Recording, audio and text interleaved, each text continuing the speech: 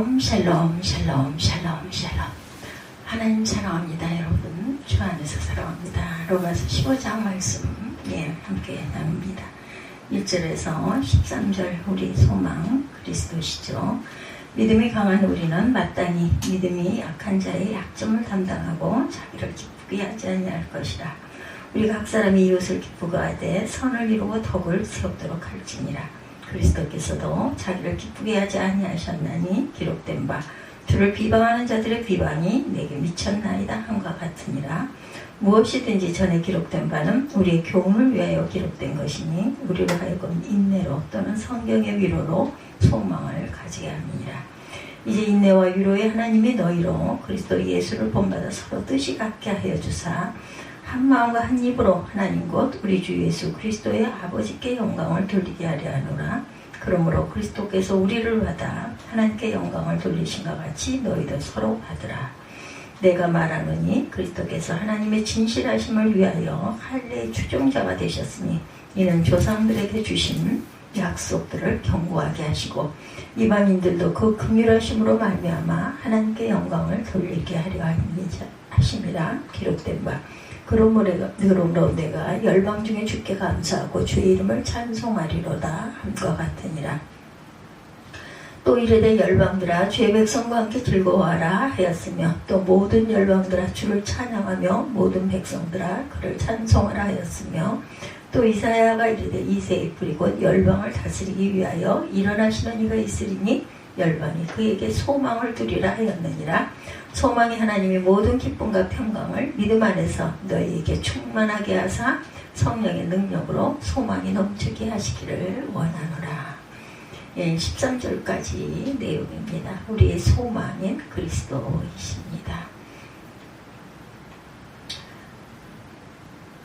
어떤 분이 그 집안에 그 친척분이 세상을 떠나셔서 병원 영안실에 안치되어 있다는 말을 듣고 황급히 달려가셨다고 그래요. 그분은 자신이 어렸을 때 무척이나 자신을 귀여워해 주시던 분이었다고 합니다. 그런데 찾아뵌 지 오래되어서 그만 그분을 까마득하게 잊어버리고 살았다는 거죠. 빈소에 갔을 때 당황하게 되었다고 합니다. 왜냐하면 슬픔의 자리가 되어 있어야 할 자리가 기쁨의 자리가 되어 있다라는 것이죠. 알고 보니 그분은 10년 전에 병원에서 사형 선고를 받은 사회부 그 환자였는데 하나님께서 크신 은혜를 베푸셔서 그동안 건강하게 살다가 세상을 떠나셨다는 것이에요. 원래 우리 가문은 아주 굉장한 유교 집안이었다고 합니다. 그분의 가정은 단지 한 가정만 기독교 집안이어서 집안 어른들의 많은 핍박 속에서 신앙생활을 했는데 당 숙모 되시는 이 돌아가신 이분이 하나님의 은혜로 병고침을 받아서 그 가정이 주님을 섬기게 되었다고 그래요. 또한 건강한 모습으로 10년 동안 신앙생활을 하다가 가셨기 때문에 그 초상집 분위기가 오히려 은혜스럽고 감사가 넘치는 분위기였답니다. 그리고 그대 큰 아들은 상당한 중령 사업가였는데 지금은 아주 늦게 신학교를 다니고 계신다고 그래요.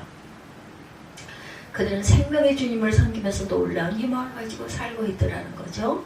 비록 돌아가신 분에 대한 인간적인 점은 그들을 슬프게 했지만 언젠가 하나님의 나라에서 다시 만날 것을 소망하면서 감사할 줄 아는 은혜로운 자리였다고 합니다. 평안을 너에게 끼치노니 곧 나의 평안을 너희에게 주노라. 내가 너에게 주는 것은 세상에 주는 것 같지 아니하리라. 너희는 마음에 근심도 말고 두려워하지도 말라. 요한복음 14장 27절 말씀이죠. 세상에 알 수 없는 평안함이 그 가정에 가득함을 느끼고 돌아오셨다고 그래요. 얼마나 기쁘셨을까요, 이분은. 하나님의 사람 바울은 어려서부터 청년의 때가 될 때까지 율법의 하수자로 그 누구에게도 뒤지지 않을 열성을 가지고 있었던 사람이죠. 근데 이상한 것은 율법에 열심을 내면 낼수록 더욱 감당할 수 없는 율법의 중압감에 눌리게 되어서 마음에 자유함이 없었다고 합니다. 오히려 율법에 대한 열심이 커져가면 커져갈수록 마음속에 공허함도 함께 커져만 가더라죠. 근데 그가 다메섹으로 가는 도중에 부활하신 그리스도를 직접 만나게 되었고 자신을 짓누르던 율법의 중압감에서 벗어나 영원한 자유인이 되었다고 그래요. 그 후에 그는 이전에 자신이 자랑하던 세상의 지위와 권력과 물질을 이제는 배설물로 여길 수가 있었던 것이죠. 자유인이 된 그는 그리스도의 삶의 모델로 따르는 것뿐만 아니라 그리스도 안에서 참 생명을 누리고 능력을 얻고 소망을 품는 신앙인으로 살아가게 되었어요. 오늘 우리는 그의 가르침을 통해 하나님이 우리에게 계시하시는 귀한 음성을 듣는 시간이 되시기 바랍니다. 첫째, 그리스도는 자기 중심으로 살지 않으셨어요. 선명의 그 월드 비전이죠. 선명을 설립한 그 피어스 박사는 세계의 가난한 자를 위해서 살았고 특히 6.25 전쟁 고아를 위해서 많은 도움을 주신 분입니다. 그런데 이렇게 훌륭하신 분도 한때 자기 부인과 이혼을 생각할 정도로 가족 문제가 심각했다고 그래요. 실제로 피어스 박사는 좀 괴팍한 성격의 소유주였다고 합니다. 이렇게 훌륭한 일을 많이 한 사람도 오히려 평범한 사람보다 못한 것이 있고 부끄러운 부분도 많이 있어요.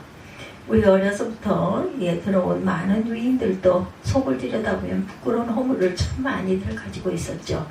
근데 인간은 평범한 사람이나 위인들이나 결국 완전할 수는 없죠. 결국은 죄를 범하고 살아갈 수밖에 없는 아주 이기적인 존재들입니다. 우리가 존경하는 성경 속의 많은 인물들도 마찬가지입니다. 믿음의 조상 아브라함도 위기의 순간에 아내를 누이라고 속이고 이방인들에게 넘겨주는 불신앙의 모습을 보였고 성군 다윗도 그만 자신의 정욕을 이기지 못하고 바세바라는 여인을 취하게 되죠. 게다가 이것을 감추기 위해서 자신의 충성스러운 신하인 우리아를 전쟁터에서 죽게 하는 아주 끔찍한 죄를 저지릅니다.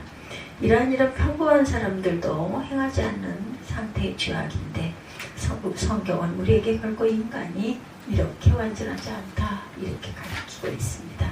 오히려 이렇게 죄가 많고 불완전한 인간을 하나님이 긍휼히 여기시고 죄를 사하시고 은혜를 주셔서 우리를 구원하셨다는 것이 성경이 우리에게 전해주는 메시지입니다. 21세기에 접어들어서 사람들은 엄청난 과학의 발전을 찬양하고 있어요.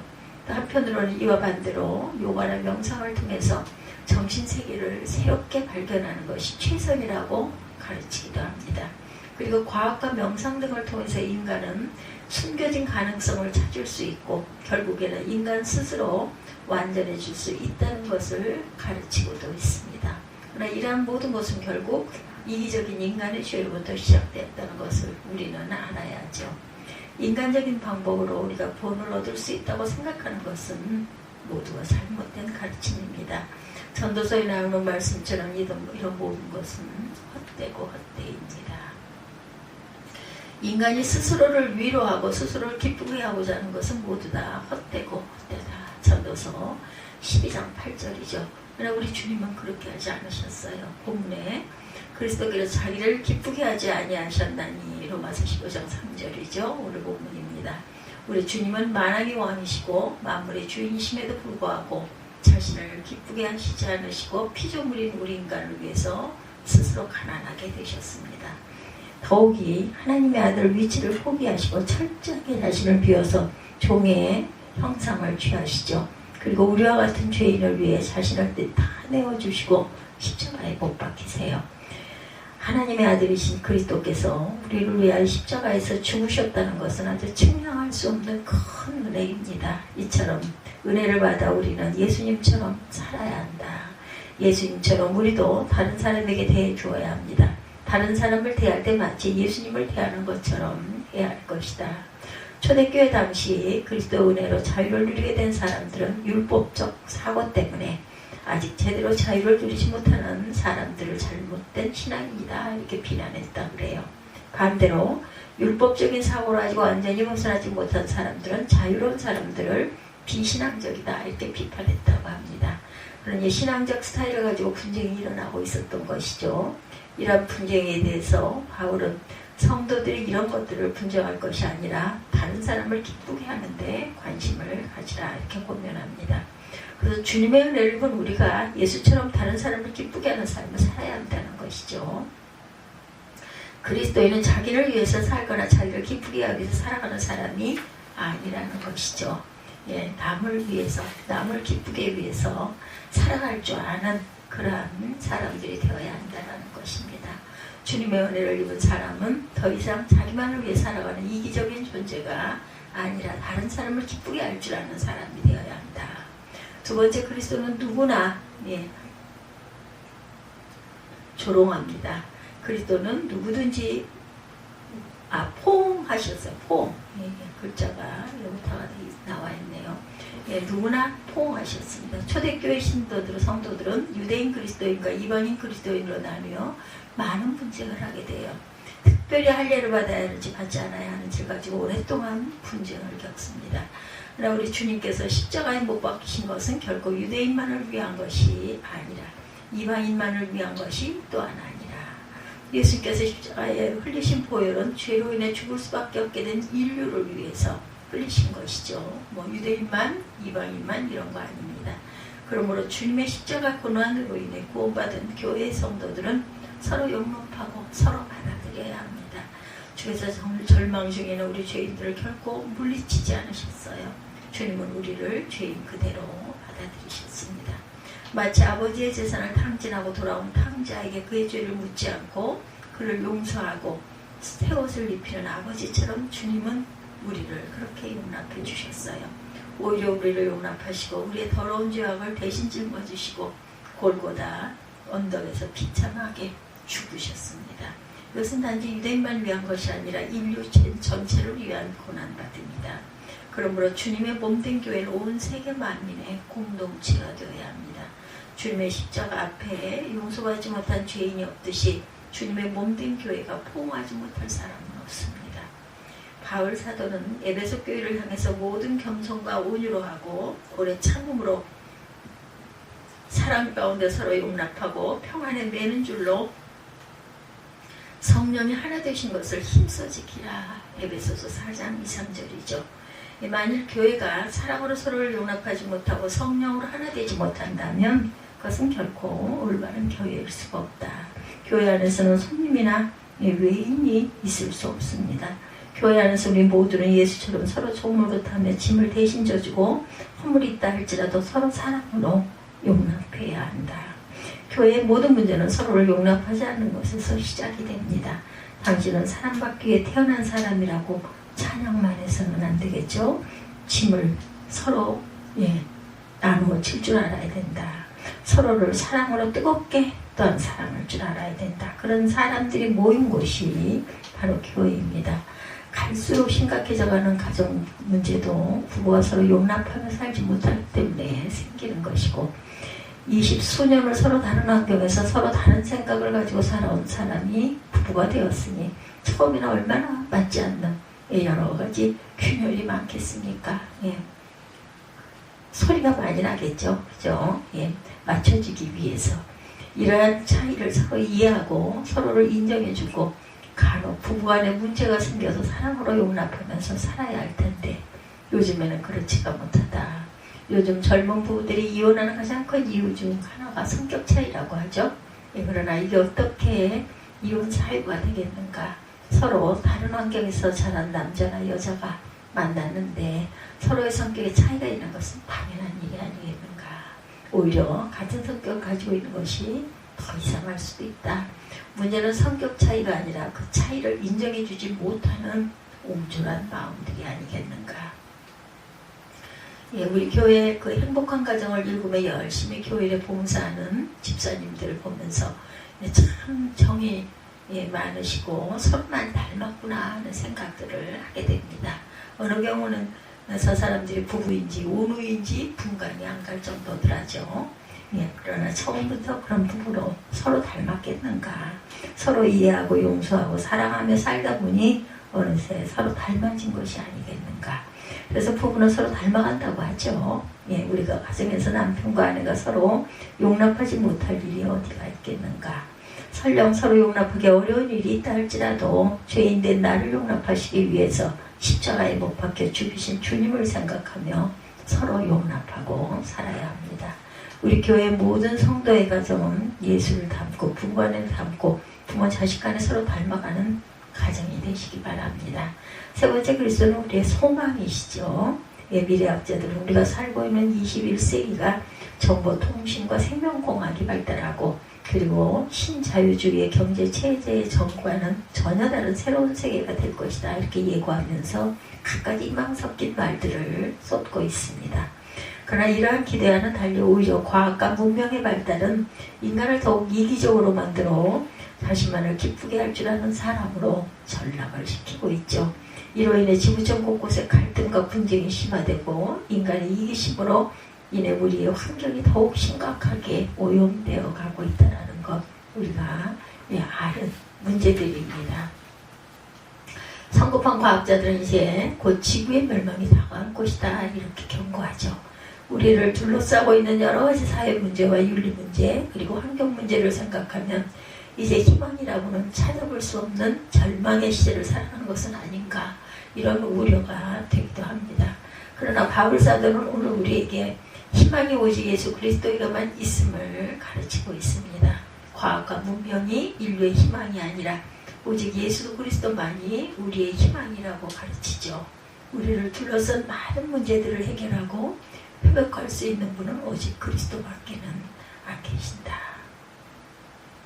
예수만이 죄악된 인간이 만들어 놓은 갈등과 분쟁을 해결할 수 있다.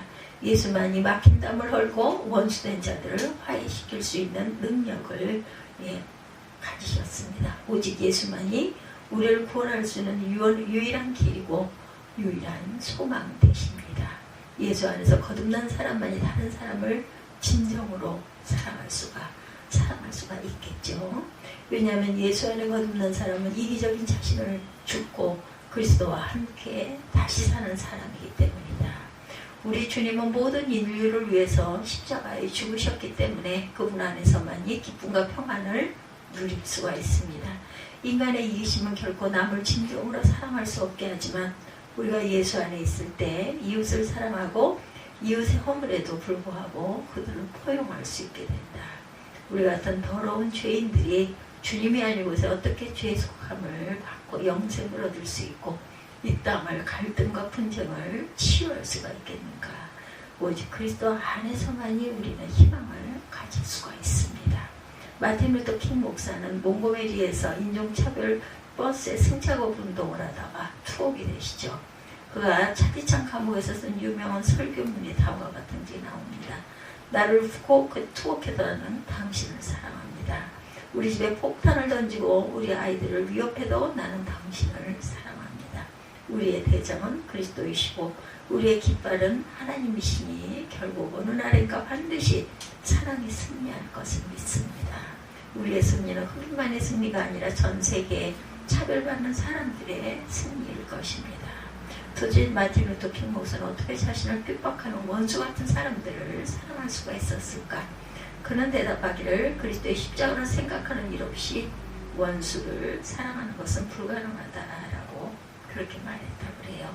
그리스도를 앞세우며 어떤 고난도 참을 수 있고 어떤 핍박도 견딜 수 있고 무슨 일에든지 승리할 수 있어요. 네, 우리의 소망은 오직 그리스도이십니다. 한국교회 연합을 위해서 돈분소리 열심히 일하고 계시는 분들의 이야기입니다. 한국교회의 장벽이 너무 두터워 그렇게 많은 성과를 거두지는 못했는데 하나님께서 제게 주신 한국교회 연합의 희망을 결코 버리지 않는다 이렇게 말씀하시더라는 거죠. 앞으로도 살아계신 주님과 하나 되게 하심을 본받아 계속 이 일을 해나가실 것이다. 하나님께서 한국교회를 하나 되게 하실 것을 믿고 열심히 일을 하실 것이다 라는 말씀을 들었어요. 세상의 헛된 것에서 우리의 소망을 찾지 말고 오직 우리를 위해 십자가를 짊어진 예수에게만 소망을 찾으십시다. 오직 예수 안에 있을 때 우리의 삶과 가정은 행복할 수 있다. 오직 예수 안에 있을 때 우리는 이 땅의 아름다운 교회를 세울 수 있다. 오직 예수 안에 있을 때 우리는 세상에서 빛과 소금의 역할을 잘 감당할 수 있다. 오직 주님만이 세상의 소망이십니다. 이러한 마음을 가지고 우리가 살아나가는 희망과 소망을 가지고 살아나가는 주님만 바라보는 저와 여러분들이 되시기를 주님의 이름으로 축복합니다. 네, 그리스도는 자신의 중심으로 살지 않았어요. 그렇죠. 그리스도께서는 우리를 사랑하시기 위해서 십자가에 못 박혀 돌아가실 정도로 그렇게 고난을 스스로 감내하신 분이십니다. 두 번째, 그리스도께서는 누구든지 포용하셨다. 그리스도께서는 누구든지 포용하시고 십자가에 못 박혀 돌아가실 정도로 우리를 사랑하셨다라는 거 잊지 않고 우리 또한 그분을 본받아서 사랑과 인내로 살아나가는 저와 여러분들 어떠한 경우가 되더라도 하나님을 닮아가게 하는 이웃을 섬기는 저와 여러분들이 되시기를 주님의 이름으로 축복합니다. 그리스도는 누구든지 포용하셨다는 것, 그리스도께서는 항상 우리를 사랑을 실천하셨다는 것, 또한 그리스도께서 유일한 우리의 소망이시라는 것을 잊지 않는 저와 여러분들이 되시기를 주님의 이름으로 축복합니다. 그리스도께서는 자기 중심으로 살지 않았고 그리스도께서는 우리의 소망이시라는 것, 그리고 그리스도께서는 모든 것들을 용서하시고 어떤 사람도 품고 사랑하셨다는 것, 또한 성경 안에 있는 그 성령 안에서 참 평강을 가져야 되겠다는 것을 잊지 않는 저와 여러분들이 되시기를 주님의 이름으로 축복합니다.